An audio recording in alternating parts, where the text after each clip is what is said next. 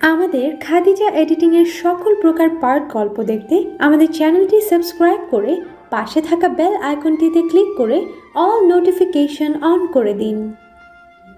মধ্যরাত্রি, নিস্তব্ধ চারিদিক, এক ফালি চাঁদ কালো মেঘের সাথে লুকোচুরি খেলায় যেন মত্ত হয়েছে আজ। আলো আঁধারির এই আয়োজন একজন খুব আগ্রহ নিয়ে দেখেই যাচ্ছে। ঘন্টা দুয়েক হলো। বিছানার শখের জানলায় হেলান দিয়ে আকাশের পানে তার ভাবলেই সে দৃষ্টি। জ্যোৎস্নার রূপালী আলো এসে মেখে দিচ্ছে তার মুখাবয়ব। কোমর সমান চুলগুলো বেশ পরিপাটি করে বেনি করা। সামান্য কিছু অলস চুল মুখের সামনে খেলা করছে। হঠাৎ কারো ডাকে ধ্যান ভাঙল মীরা। ধরপড় করে তাকিয়ে দেখল তার সমবয়সী উর্মি চোখ বাঁকিয়ে আছে তার দিকে।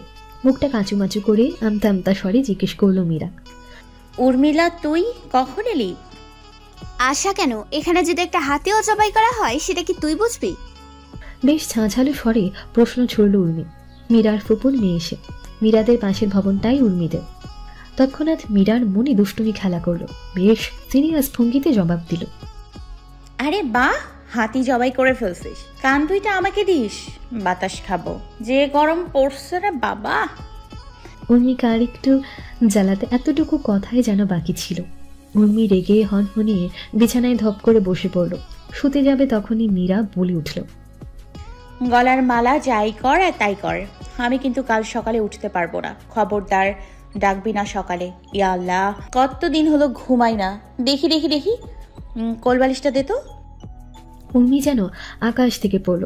এই মেয়ে বলে কি, যে কিনা দিনের বেশিরভাগ সময় শুয়ে বসে ঘুমিয়ে কাটায়, সে নাকি কতদিন হলো ঘুমায় না। আর গলার মালা, উর্মি মালা, এসব কি নাম? তার নাম তো উর্মি, শুধুই উর্মি। মীরার কথার বাকি তারটুকুও নিশ্চিত ছিঁড়ে গেছে ভেবে দুদিকে মাথা নেড়ে হতাশার শ্বাস ছাড়ল। মনে মনে সিদ্ধান্ত নিল মামুজানকে বলে এর মাথার তার জোড়া দিতে হবে খুব দ্রুত। কি মেরে বাবা! স্নিগ্ধ সকাল, কর্মব্যস্ত হয়ে পড়েছে বাড়ির গিন্নিরা। মশলা মাখানো রান্নার ঝাঁঝালো গন্ধে চারিদিক মুখরিত হয়েছে। কর্তারা খবরের কাগজ হাতে চা পানে ব্যস্ত। পর্দা ভেদ করে সূর্য রশ্মি উকি দিচ্ছে। সোনালি আভা ছুঁয়ে দিচ্ছে কারোর কোমল গাল, নাক, মুখ, চোখ, গোলাপি ঠোঁট। মিনিট সময় পেরোতেই ভ্রু কুচকে গেল মীরা। কাঁথা টেনে মুখ ঢাকল। ঘুম জড়ানো কণ্ঠে বলল, আম্মা, আজকের মতো ছেড়ে দেন আম্মা, একটু ঘুমাই। একটু করতে করতে সকাল 10টা বেজে গেছে। ওঠ, ফ্রেশ হয়ে নাস্তা করবি, আয়। পর্দা টেনে জানলা খুলে দিয়ে খাদিজা বেগম ঘর হতে প্রস্থান করবে সেই সময় কোমল কণ্ঠের গাঢ় ডাক ভেসে এলো, আম্মা। হ্যাঁ বল, কিছু লাগবে? চা আনবো? পেছন ফিরে তাকালো খাদিজা বেগম। গুটি গুটি পায়ে মীরার কাছে এলো। মাকে টেনে কাছে বসালো। মা হাতটা মুঠোয় পুড়ে মিনমিন করে বলল, আমি আর যাব না আম্মা, তোমাদের ছাড়া ভালো লাগে না। হলে পরীক্ষার সময় শুধু পরীক্ষা দিব। তুমি আব্বাকে বোঝাও, আমার সেখানে খুব শূন্য শূন্য লাগে, আমি অসুস্থ হয়ে যাই। ক্লাস না করলে পড়াশোনা হবে কিভাবে? আর তো একটা সেমিস্টার, কষ্ট করে থাকতে পারবি না? পারবো না কেন আম্মা? এতদিন যখন পেরেছি এখনো পারবো, কিন্তু ধীরে ধীরে আমার ভেতরটা মরে যাবে। এভাবে কেন বলছিস মীরা? আমরা আছি তো। আচ্ছা ঠিক আছে, তোর আব্বার সাথে কথা বলবো আমি। এবার ওঠ। আম্মা প্লিজ। অসহায়ত্ব ফুটে উঠেছে মীরার থমথমে কণ্ঠে। খাদিজা বেগম নমনীয় দৃষ্টিতে তাকালেন মীরার দিকে। মেয়ের গালে হাত রেখে শুধালেন, পাগল মেয়ে, বললাম তো তোর আব্বাকে বলবো। ভয় কিসের? আমরা থাকতে কোনো ভয় নেই। আমার মীরা ভীষণ সাহসী। কথার মাঝে শওকত রহমান ডাক ভেসে এলো, খাদিজা, ওষুধটা কোথায় রাখছো? আসছি বলে বিছানা থেকে উঠে দাঁড়ালেন খাদিজা বেগম। হন্তদন্ত পায়ে বেরিয়ে যাচ্ছেন রুম হতে। দরজার কাছাকাছি গিয়ে মীরার দিকে তাকিয়ে বললেন, আমি গেলাম, তুইও আয় দ্রুত। রৌদ্রোজ্জ্বল তপ্ত দুপুর। কেউ অলস ঘুমে আচ্ছন্ন, কেউ বা ব্যস্ত তার দৈনন্দিন কাজকর্মে। শওকত রহমান আরাম কেনারায় হেলান দিয়ে বই পড়ছেন। মাথার উপর ভন ভন শব্দ করে ঘুরছে বৈদ্যুতিক পাখা। গুটি গুটি পায়ে শওকত রহমানের রুমের দরজার সামনে এসে দাঁড়ালো মীরা। হালকা গোলাপি রঙের ঢোলা ঢিলা সালোয়ার কামিজ পরিহিত সে। সাদা ওড়নাটা এক প্যাঁচে মাথায় এমনভাবে জড়িয়ে রেখেছে যে শুধু মুখটুকু দৃশ্যমান। 2 আঙ্গুল ভাঁজ করে টোকা দিল দরজায়। ভেতর থেকে উত্তর এলো, আমার আম্মা যান, ভেতরে আসেন। হৃদয়টা পরম ভালোবাসা এবং শ্রদ্ধায় সিক্ত হলো মীরা। এই দরজায় এসে একটা টোকাতে শওকত রহমান কিভাবে যেন বুঝে যায় তার একমাত্র আদরের কন্যার উপস্থিতি। মীরা কপাট ঠেলে ভেতরে পা রাখলো। মুচকি হেসে শওকত সাহেবকে সালাম জানালো তার মিষ্টি কণ্ঠে। আসসালামু আলাইকুম আব্বাজান।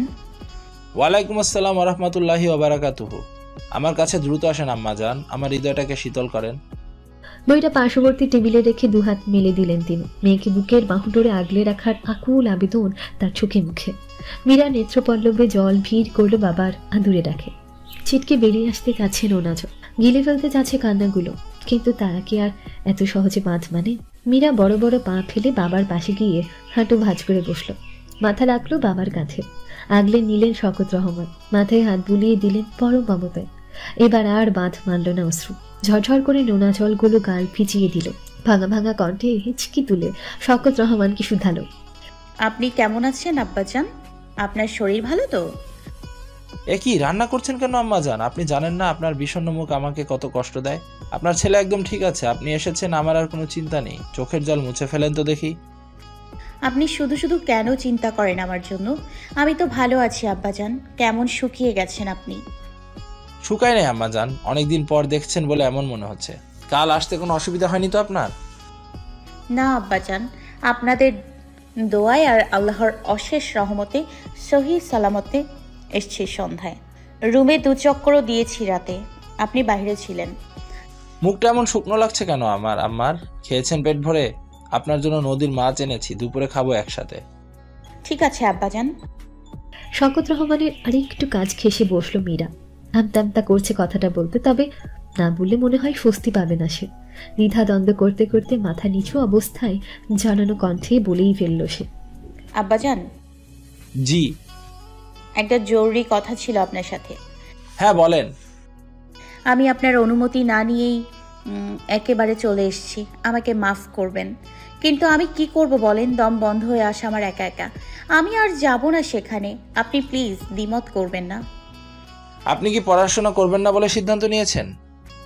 তা না, পরীক্ষার সময় গিয়ে পরীক্ষা দিব, কিন্তু আপনাদের ছাড়া আমি আর থাকতে পারবো না। আমাকে ক্ষমা করে দিন আব্বাজান।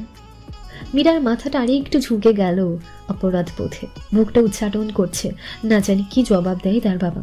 শওকত রহমান বুঝলেন মেয়ের ভেতরের অবস্থা। মেয়ের হাতটা মুঠোয় নিয়ে বললেন, মাথা উঁচু করেন আমার প্রাণের আম্মাজান। নিচু মাথায় আমার আম্মাকে মানায় না। আমি আপনাকে আর ফোর্স করব না, তবে হল কিন্তু ছাড়া যাবে না। পরীক্ষার সময় গিয়ে পরীক্ষাটা তো দিতে হবে। আমি আপনার এমন মুখ দেখতে চাই না আর। আমার সে হাসি খুশি আম্মাকে দেখতে চাই। আপনার হাসিতে যে আমার প্রাণ ভরে যায়। মীরার আতঙ্কগ্রস্ত মন বাবার কথা শুনে স্থির হলো। শওকত সাহেবের হাতের উপর হাত রাখলো, নিচু স্বরে বলল, আপনাকে অনেক ভালোবাসি আব্বাজান। আমি কোনো ভুল করলে শুধরে নেবেন দয়া করে। আমার আম্মাজানের সব ভুল মাফ আমার দরবারে। বাবা মেয়ের আলাপচারিতায় রুমে প্রবেশ করলেন খাদিজা বেগম, হাতে চায়ের ট্রে। শওকত রহমান এই সময় 1 কাপ চা খেয়ে গোসলে যান। টি টেবিলে রেখে মীরাকে বললেন, কিচেনে যা তো মা, একটু মাছ চুলাই 1 পিঠ ভাজা হলে উল্টে দিস, আমি আসছি। ঠিক আছে আম্মা, আসি আব্বাজান। হ্যাঁ যান, গোসল দিয়ে দিয়েন দ্রুত। ঠিক আছে। ঝকঝকে বিকাল। মীরা ঘুম থেকে উঠে আসরের সালাত আদায় করেছে কিছুক্ষণ হলো। এখন সে জায়নামাজে বসা। এর মাঝে রুমে হন্তদন্ত পায়ে প্রবেশ করল উর্মি। মীরার পাশে ধপাস করে বসে পড়ল। ছাদে যাব চল, খুব সুন্দর বাতাস, রুমে ভ্যাপসা গরম। কখন এলি? 1 ঘন্টা হলো। তুই ঘুমাচ্ছিস বলে ডাকিনি। তোর নামে মামুর কাছে নালিশ করতে গিয়ে শুনলাম তুই নাকি একেবারে এসেছিস। মীরা অবাক নেত্রে তাকালো উর্মির দিকে। মনে মনে ভাবছে, নালিশ দেওয়ার মতো আমি কি করেছি আশ্চর্য? জায়নামাজ ভাঁজ করে উঠে দাঁড়ালো, মাথার হিজাবটা খুলে বিছানায় বসলো। উর্মিও পেছন পেছন বিছানায় এসে পাশাপাশি বসলো। কাঁধ দিয়ে ধাক্কা দিয়ে বলল, কি হলো বল, একেবারে এসেছিস? ছোট্ট জবাব মীরা। উর্মি যেন এই জবাবেরই অপেক্ষায় ছিল। লাফিয়ে উঠলো বিছানায়। খুশিতে আত্মহারা সে। খুশি হবেই না বা কেন? সকালে যখন মামির কাছে শুনেছে মীরা একেবারে এসেছে, তখনই মসজিদ 100 টাকা দেবে বলে মনস্থির করেছে। সকালের কথা মনে হতে উর্মির মুখ চুপসে গেল।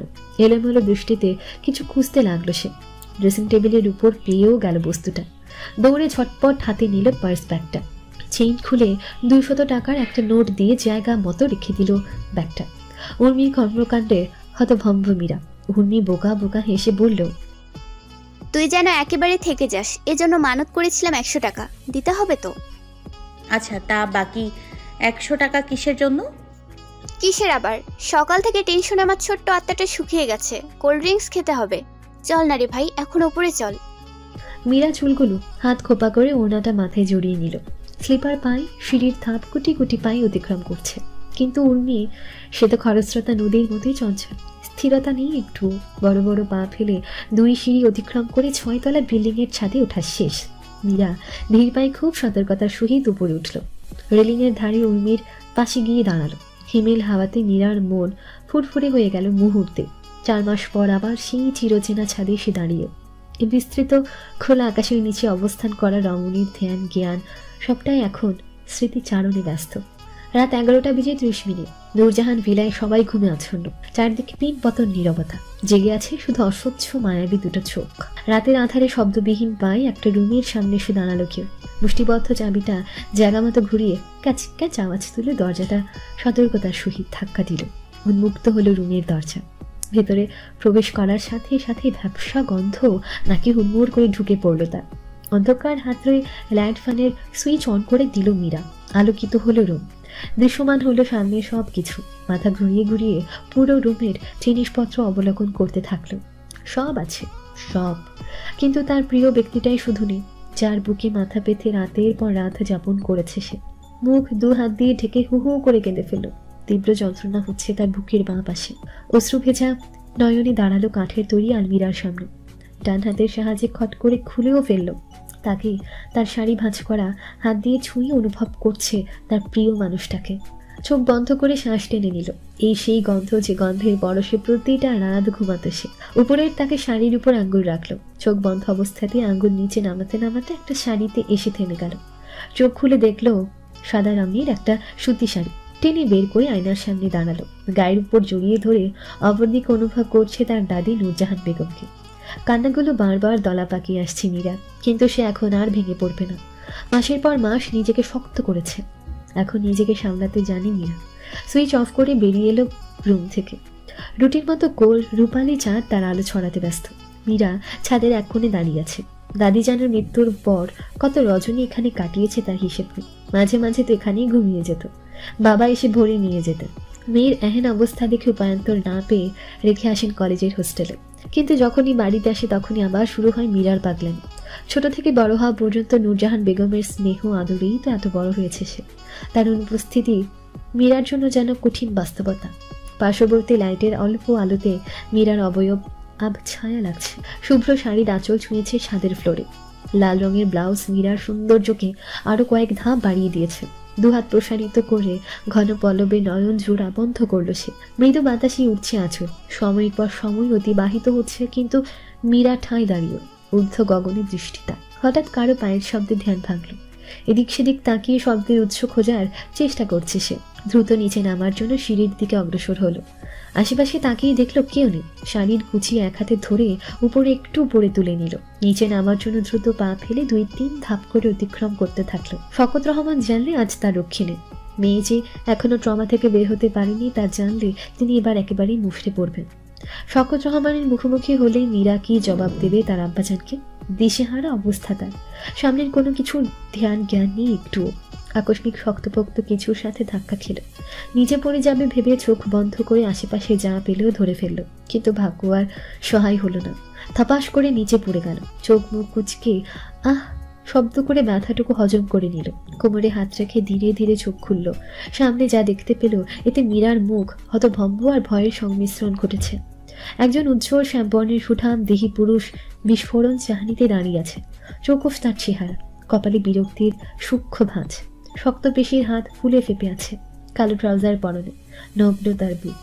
চোখে মুখে গাম্ভীর্যতা। হাতে ভাঙা বালতির হ্যান্ডেল ঝুলছে শুধু। চারদিকে ভেজা কাপড় ছড়িয়ে ছিটিয়ে আছে। মীরা নির্বাক হয়ে পরখ করছে সব। শ্যাম সুন্দর পুরুষটা এগিয়ে এলো মীরার দিকে। মীরা দুরু দুরু বুকে তৎক্ষণাৎ দৃষ্টি ঝুঁকে ফেলল। খামচে ধরল শাড়ির আঁচল। এই বুঝি গালে সপাটে এক চড় পড়ে কিংবা বজ্রপাতের মতো রাম ধমক। লোকটা হালকা ঝুঁকে মীরার চোখে চোখ রাখল। চোয়াল শক্ত করে ক্ষিপ্র গতিতে মীরার হাত থেকে টেনে নিল তার ছেঁড়া টি শার্টটা। বোকা বোকা চোখে তাকিয়েছে মীরা লোকটার হাতের দিকে। কপালে আঙ্গুল ঘষে বোঝার চেষ্টা করছে একটু আগে কি ঘটেছে। 30 সেকেন্ড সময়ের ব্যবধানে যখন বুঝে গেল তখন ছটপট উঠে দাঁড়ালো। দ্রুত মাথায় এক প্যাঁচ দেওয়া সাদা হিজাবটা ঠিক আছে কিনা তা ডান হাতে পরখ করে নিল। মাথা নিচু করে মিনতি সুরে জড়ানো কণ্ঠে বলল, মাফ করবেন মহাশয়, আমি খেয়াল করিনি। পড়ে যাচ্ছি ভেবে হাতের কাছে যা ছিল তাই টেনে ধরেছিলাম। ওটা যে আপনার টি শার্ট ছিল বুঝতে পারিনি।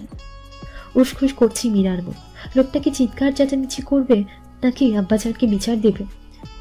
ইয়া আল্লাহ, আমাকে ক্ষমা করুন। আপনার বান্দা মুসিবতে আপনি সহায় হন। মনে মনে আল্লাহকে স্মরণ করলো। নিজের উপরও তার ভীষণ রাগ হচ্ছে। কি করে এত বড় ভুলটা করলো সে? এমন পরিস্থিতিতে যে কখনো পড়তে হয়নি তার। মীরার মনে হচ্ছে মাটির নিচে লুকোতে পারলে ভালো হতো। আগাগোড়া পরখ করে নীরবতা ছেদন করলো পুরুষটা। গলা খাকারি দিয়ে তার পুরুষালী গলার গমগমে কণ্ঠে শুধালো, মেহেরবানি করে যদি মাথাটা একটু উপরে তুলতেন তাহলে আমার বড়ই উপকার হতো। অলরেডি তো উপকার করেই ফেলছেন, এইটুকু উপকার করে আমাকে ধন্য করেন। মীরা নিজেকে আরো আড়ষ্ট করলো। থুপ্পুক করছে অন্তরাত্মা। তাকাবে না ভেবেও ধীরে ধীরে মাথা তুলল। পিটপিট চোখে চোখ রাখলো দীর্ঘকায় পুরুষটার চোখে। কি ধানালো তার দৃষ্টি। লোকটা তার ডান হাত তুলে সামনে ধরল। ভাঙা বালতির হ্যান্ডেল দুলছে দুজনের মাঝে। বালতির ভাঙা অংশ আর ছড়িয়ে ছিটিয়ে থাকা কাপড়গুলোর দিকে তীক্ষ্ণ দৃষ্টিতে ইশারা করলো লোকটা। তার চোখের ইশারা এতই তীক্ষ্ণ ছিল যে মীরা সাথেই সাথেই চোখ সরিয়ে মাথা ঝুঁকে ফেলল। ছোড়া দৃষ্টিতে আশেপাশে তাকালো। অপরাধী লাগছে নিজেকে। কাচুমাচু করে আমতা আমতা স্বরে জবাব দিল, আমি সত্যি বুঝতে পারিনি। আমার বেখেয়ালি কাজের জন্য আমি লজ্জিত। ক্ষমা করবেন প্লিজ, আসছি। কথাটুকু বলেই হন্তদন্ত পায় নিচে নামতে শুরু করলো।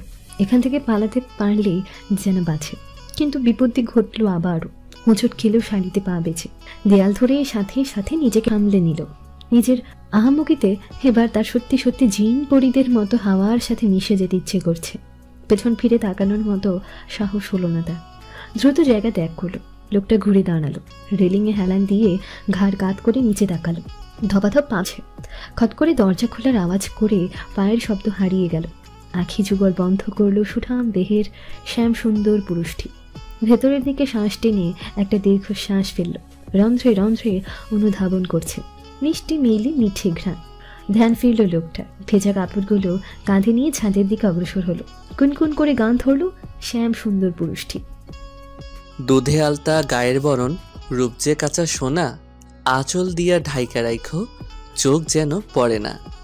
মীরা ফিরে তাকালে দেখতে পেত শক্ত গম্ভীর ঠোঁটের কোণে মুচকি হাসি, যা তার অগোচরেই রয়ে গেল।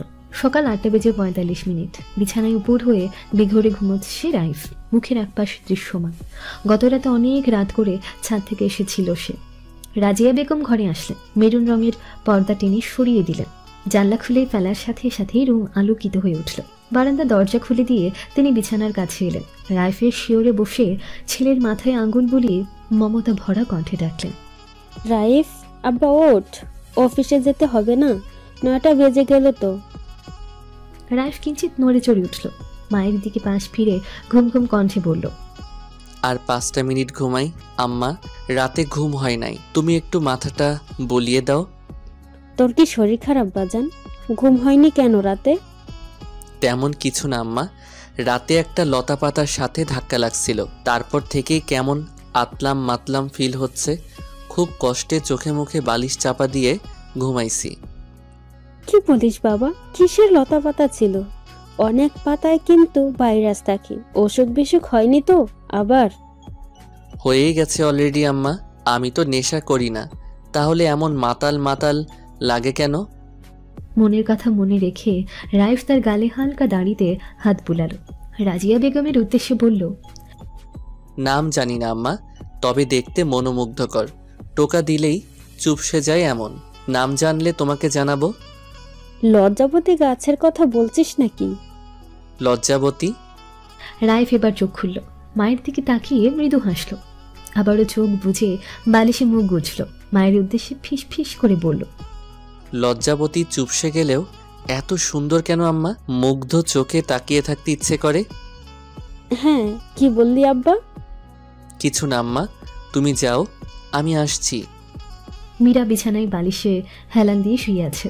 দৃষ্টি তার খোলা জানলার ফাঁক দিয়ে নীলাভ আকাশে। সিঁড়িতে পড়ে যাওয়ার ফলে কোমরে অতি তীক্ষ্ণ ব্যথা অনুভব করছে ভোর থেকে। ফজরের আজান শুনে সালা তাদের জন্য যখন উঠবে তখনই কোমরের আচমকা ব্যথার পিষিয়ে গিয়েছিল মীরার মুখ। রাতে বুঝতে পারেনি এতটা ব্যথা সে পেয়েছে। বুঝতে পারলে সাথে সাথেই পেইন কিলার খেয়ে নিত। কাল রাতের ঘটনার পর মনটাকে কিছুতেই স্থির করতে পারছে না। নিজের আহাম্মকিতে মিনিটে মিনিটে নিজেই নিজেকে বকা দিচ্ছে। কিভাবে পারল সে একজন অপরিচিত ব্যক্তির টি শার্ট ছিঁড়ে ফেলতে? কি লজ্জাজনক ব্যাপার সেপার। ভাবলো আর দেখা না হোক অপরিচিত ব্যক্তিটার সাথে, আর না কোনো কথা হোক। ডাইনিংয়ে বসে সকালের নাস্তা করছেন শওকত রহমান। খাদিজা বেগম ডিম পোচ করে টেবিলে রাখলেন। শওকত রহমান মীরার উদ্দেশ্যে হাঁক ছাড়লেন। আম্মাজান আসেন, খাওয়া শুরু করে দিয়েছি। রুমের ভেতর থেকে আওয়াজ এলো, আসছি আব্বাজান, আপনি বিসমিল্লাহ করেন। মীরা খাবার রুমে এলো। কুশলাদি বিনিময় করে শওকত রহমানের পাশের চেয়ারে বসলো। দুটো পাতলা রুটি, সবজি আর ডিম পোচ নিয়ে খাওয়া শুরু করেছে। ছোট ছোট রুটির টুকরো মুখে পুরে ধীরে ধীরে খাচ্ছে। মাঝে মাঝে টুকটাক কথা হচ্ছে বাবা মার সাথে, আবার নীরবতাই ছেয়ে যাচ্ছে।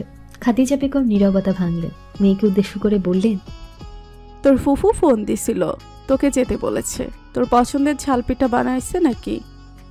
না গেলে হয় না আম্মাজান, ফুফুদের বাসায় অনেক মানুষ, উর্মির চাচা চাচি ফুফুরা সবাই থাকে, আমার সংকোচ লাগে অনেক। খাদিজা বেগম স্বামীর পানে তাকালেন। শওকত রহমান তার বেগমকে শান্ত থাকার ইশারা করলেন। মীরার দিকে তাকিয়ে মোলায়েম সুরে বললেন, মানুষদের সাথে মিশিতে হবে তো আম্মাজান, তারা আপনার আপনজন। আপনার ফুপু আপনাকে কত ভালোবাসে তা কি আপনি জানেন না? আপনি গেলে সানজিদা অনেক খুশি হবে। জানি তো, মিশতে চেষ্টা তো করছি আব্বাজান, কিন্তু সবাই যেমন খোলামেলা ভাবে মেশে আমি যেটা পারি না। পারবেন ইনশাল্লাহ। না গেলে আমার ছোট বোনটার মন খারাপ হবে অনেক। খাওয়াটুকু শেষ করেন, আমি আপনাকে পৌঁছে দিয়ে তারপর অফিসে যাব। ঠিক আছে বলে খাওয়ায় মনোযোগ দিল মীরা। গুটি গুটি পায়ে পাশের ভবনে ফুপু সানজিদা বেগমের বাসার উদ্দেশ্যে শওকত রহমানের পেছন পেছন হাঁটছে মীরা। পরনে তার শালীন বেশভূষা, মাথায় বরাবরের মতো হালকা গোলাপি রঙের ওড়না পেঁচানো, মুখে নীল রঙের সার্জিক্যাল মাস্ক। ছোট ছোট পা ফেলে এগোচ্ছে। সিঁড়ি বেয়ে নিচে নেমে সামনের দিকে তাকালো। সাথে সাথে নজরে এলো গত রাতের সেই পুরুষটা। বাইকে বসে তাকিয়ে আছে তাদের দিকে। ফুল হাতা সাদা শার্ট, কালো প্যান্ট, কালো জুতাতে ফর্মাল লুকে একেবারে পরিপাটি লাগছে। হাতে কালো রঙের ঘুড়ি জলজল করছে। মীরা শওকত রহমানের পেছনে নিজেকে আড়াল করল। রাইফ নেমে এগিয়ে এলো। পেছনের মেয়েটাকে চিনতে তার অসুবিধে হলো না একটু। মুচকি হেসে শওকত রহমানকে জিজ্ঞেস করলো, আসসালামু আলাইকুম চাচা, কেমন আছেন? শরীর ভালো তো? ওয়ালাইকুম আসসালাম, আলহামদুলিল্লাহ ভালো আছি। রাইফ বাবা, তোমার কি অবস্থা বলো? আল্লাহর রহমতে ভালো আছি চাচা। আপনি নাকি সিঁড়ি থেকে পড়ে গেছিলেন, কোমর ঠিক আছে তো আপনার? কথাটা বলে রাইফ চোরা চোখে শওকত রহমানের পেছনে লুকানো মীরার দিকে তাকালো। মীরা রাইফের কথা শুনে থ মেরে গেল। সূক্ষ্ম খোঁচাটা বুঝতে মীরার 1 মিনিটও লাগলো না। লোকটাকে সে যেমন ভেবেছিল এখন ঠিক তার উল্টো স্বভাবের বলে মনে হচ্ছে। শওকত রহমান শুধালে, না না বাবা, আমার তো কিছু হয়নি, ঠিক আছে আমি। ও দারোয়ান বেটা কি উল্টাপাল্টা নিউজ দিল বলেন তো দেখি? তাহলে বোধহয় আশেপাশের কেউ পড়েছে। খাওয়া দাওয়া করে না মনে হয় ঠিক মতো, বুঝলেন চাচা? নিজের কোমর ভাঙবে, সাথে আশেপাশের মানুষকেও চিন্তায় রাখবে। রাইফের কথা শুনে মীরা নির্বাক হয়ে তাকিয়ে থাকলো নিচের দিকে। একের পর এক এই লোকটাকে নিয়ে ধারণা পাল্টে যাচ্ছে মুহূর্তে। শওকত রহমান মাথা নেড়ে বললেন, হবে হয়তো। অফিসে যাচ্ছ? জি, চলেন একসাথে যাই। আপনার অফিসের সামনে দিয়েই যাব। না না বাবা, আজ না। মীরা আম্মাজানকে ওর ফুপুর বাসায় রেখে তারপর যাব। রাইফ আরেকবার দৃষ্টি নিক্ষেপ করলো মীরার দিকে। চুলগুলো ব্যাগ ব্রাশ করে মনে মনে আওড়ালো। মীরা, লজ্জাবতী মীরা। মীরা শওকত রহমানের কাছে ঘেঁষল। খুবই ধীর কণ্ঠে বাবাকে বলল, আব্বাজান চলেন, দেরি হচ্ছে। হ্যাঁ হ্যাঁ যাচ্ছি। ভালো থাকো রাইফ, বাসায় এসো। ঠিক আছে চাচা, আসসালামু আলাইকুম। সালাম ফিরিয়ে সদর দরজার দিকে অগ্রসর হলেন শওকত রহমান। মীরা এগোবে তখনই রাইফ একটু কাছে এলো তার। মীরা থমকে গেল। শক্তপোক্ত দেহে দীর্ঘাকৃতির লোকটা সরাসরি মীরার চোখে তাকিয়ে নেশাময় কণ্ঠে বলল, কোমর ভাঙলো একজনের, পেইন হচ্ছে আমার, ঠিক বুকের বাঁ পাশে। বলে শোঁ করে অপর দিকে চলে গেল রাইফ। মীরা থমকালো, ভড়কালো, অন্তরাত্মা ধক করে কেঁপে উঠল। স্তব্ধ হয়ে আছে তার মুখাবয়ব, শ্বাস প্রশ্বাস চলছে দ্রুত গতিতে।